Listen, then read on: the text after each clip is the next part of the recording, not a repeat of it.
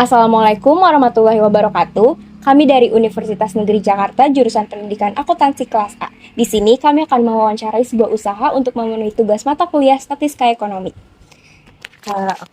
Sebelumnya terima kasih kepada Ibu yang telah memberikan kesempatannya untuk kami wawancarai.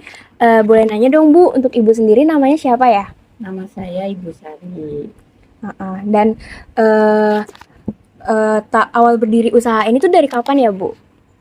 Kalau awal berdirinya Cireng belum lama, sekitar 5 bulan, 2023. Oh, berarti sudah berjalan selama 5 bulan. Iya betul. Oke, untuk barang yang dijual di sini itu ada apa aja ya Bu? Kalau barang yang dijual banyak, ada nasi bermacam-macam menu, ada minuman bermacam-macam rasa. Nah, dagang sampingannya citul dan cireng.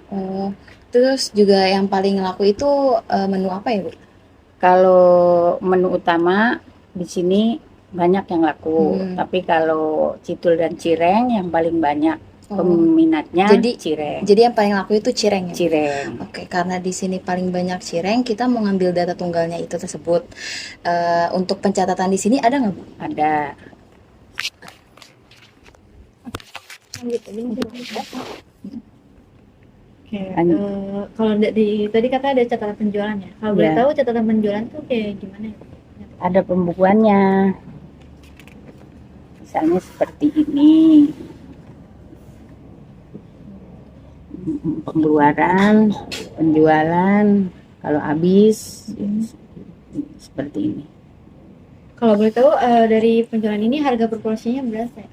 Proporsinya 10.000, isi 4 piece. Itu yang cireng? Ya, yang cireng. Kalau citul 3, 12.000. Sama ini Bu, mau tanya, untuk total pendapatan rata-rata kan pasti perharinya beda-beda ya. Tapi kalau diperhitung per minggu itu rata-rata pendapatannya berapa? Kalau dihitung per minggu ya sekitar 400-500. Kalau buat perharinya kira-kira berapa? Kalau per hari tergantung penjualan. Kalau penjualnya habis 50, pendapatannya itu ya 125. Kalau penjualannya 40, 30 itu nggak tentu. Kalau untuk target penjualan itu sendiri itu ditentuin enggak? Enggak. Enggak, berarti bebas aja berapa bebas ya betul. Terus saya mau nanya Bu, di sini kira-kira untuk sasaran dari penjualannya atau mayoritas yang beli itu kalangan mana ya Bu? Mungkin kayak anak sekolah atau apa? Yang banyak peminatnya kalangan mahasiswi. Kalau mahasiswi banyak, kalau orang luar nggak seberapa. Jadi lebih banyak mahasiswi ya? Iya betul. Kalau untuk dari teknik pemasarannya untuk mengenalkan produk ini ke orang-orang luar atau eksternal tuh Ibu ada teknik sendiri nggak? Oh enggak. Pemasaran, jadi kenal ya? Dari Kenal. mulut ke mulut dari gitu mulut ya, ke Bu? mulut. Kadang saya ini aja share di status gitu aja. Selanjutnya terkait dengan kendala nih Bu selama menjalani usaha, ada kendala apa aja sih Bu? Kendalanya kalau misalnya di sini cireng habis, belum dikirim karena di sono belum siap dibuat. Kadang-kadang di sini udah pada nunggu bertanya ada cireng nggak di sono, nggak ada yang nganter. Gitu. Kalau dilihat-lihat kan dari lingkungan kampus ya Bu. Kalau libur kampus kan biasanya panjang, itu biasanya jadi problem nggak buat Ibu sebagai penjual di area kampus ini? Kalau untuk cireng ada aja sih kadang, tapi habisnya nggak banyak. Setiap hari selalu ada. Kalau di sono ngirim selalu ada di sini. Oh gitu ya. Oke, sebelumnya terima kasih Ibu karena sudah bersedia untuk diwawancarai oleh kami. Terima kasih juga. Mohon maaf bila ada kesalahan kata dari kami. Wassalamualaikum warahmatullahi wabarakatuh.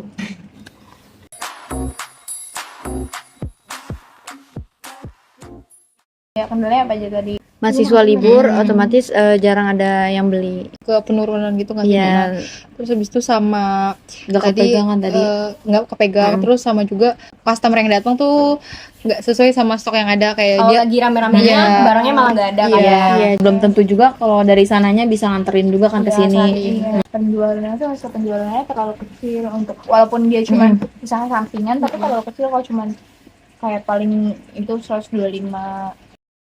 Kalau menurut gue ya, kalau misalnya dia pendapatannya kecil, mungkin stoknya itu bisa lebih dibanyakin dan juga gimana cara ibunya ke pemasarannya ya lebih, kan kalau ini kan lingkungan kampus ya, lingkungan kampus Tarki ini kan kecil ya, kayak mahasiswanya tuh dikit, jadi mungkin bisa kayak lebih ke yang luar gitu, mungkin kayak tadi lewat status atau lewat anak Tarkinya itu dari mulut ke mulut sama orang-orang di luar Tarki, paling gitu sih kalau dari gue ya. Kalau dari kalian ada nggak solusinya?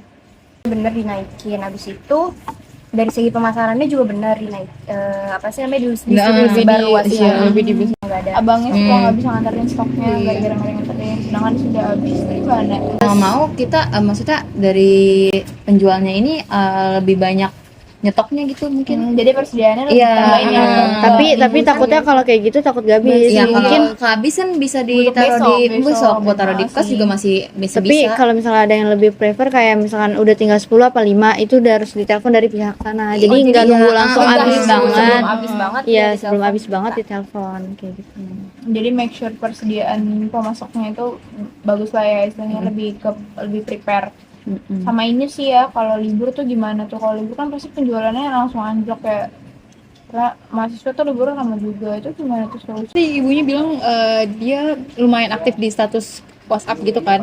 Nah, mungkin bisa lebih di-share kayak misalkan hari ini tuh ada cireng segini gitu, biar siapa tahu yang mau mesen jadi tahu, oh kayaknya kalau gue mesen banyak bisa nih ibunya karena stok ibunya banyak gitu. Mungkin Meskipun itu hari libur. iya, jadi di status ibunya tuh dijelasin gitu kayak open pre-order misalkan pre-order untuk hari ini atau apa, dari penjualannya mungkin hari ini mau jual segini targetnya gitu, siapa tahu banyak yang beli lewat situ. Masalah tadi evaluasi deh mungkin ya. Kalau menurut kalian dari manajemennya, tadi kan ibunya ngelakuin kegiatan mengumpulkan gitu-gitu, itu udah bagus atau ada yang perlu dievaluasi?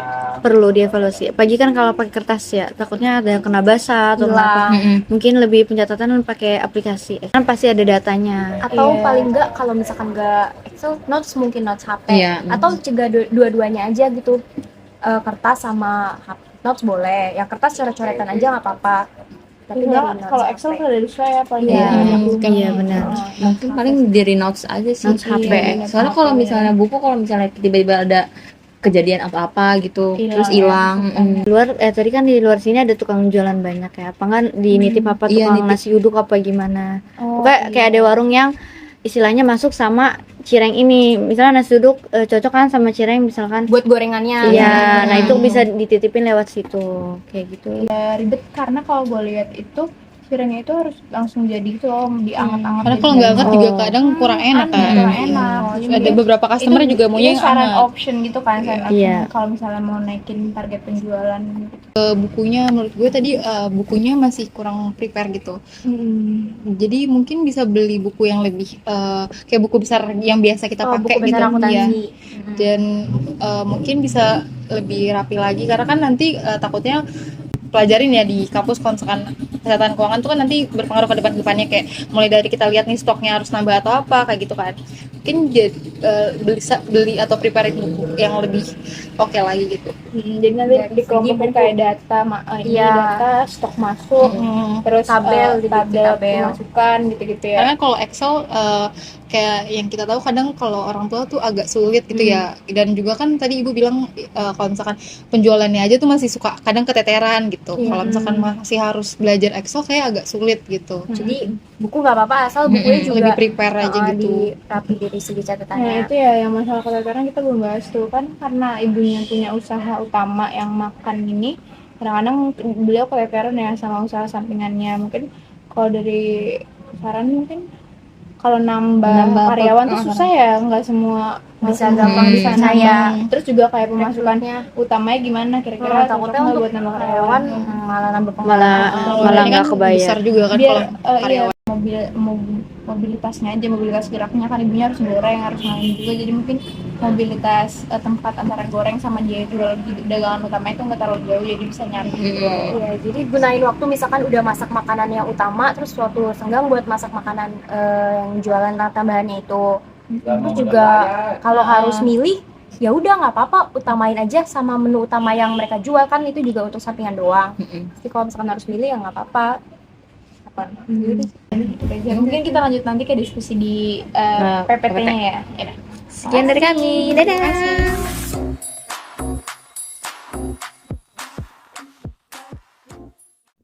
Assalamualaikum warahmatullahi wabarakatuh. Perkenalkan kami dari kelompok 3 Pendidikan Akuntansi. Di sini kami akan mempresentasikan hasil dari wawancara mengenai materi usaha dari mata kuliah Statistika Ekonomi dan Bisnis. Jadi next.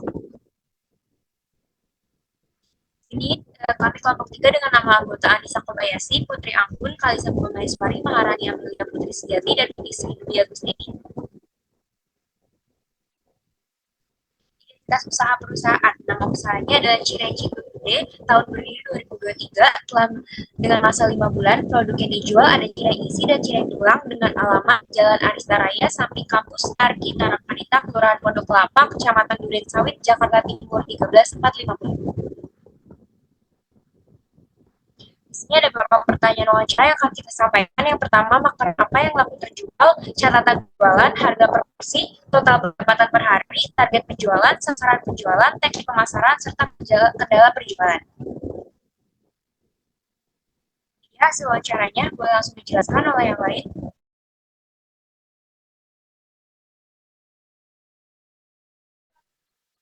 Oke, terima kasih Kalisa. Selanjutnya saya Nisa Kobayashi akan menjelaskan dari beberapa yang sudah dijelaskan tadi tentang hasil dari wawancara. Yang pertama ini ada yang dimana makanan yang laku terjual. Sesuai dengan dari nama perusahaan, dari usaha dagang Ibu Bude Anggun tadi, Ibu Bude Anggun tadi ini menjual cireng dan citul yang paling banyak laku di cireng. Boleh di slide. Untuk pertanyaan yang kedua ini, kita bertanya tentang bagaimana catatan penjualan dari usaha dagang tersebut. Terus dijawab pencatatannya yaitu menggunakan buku yang dimana itu catatannya per hari.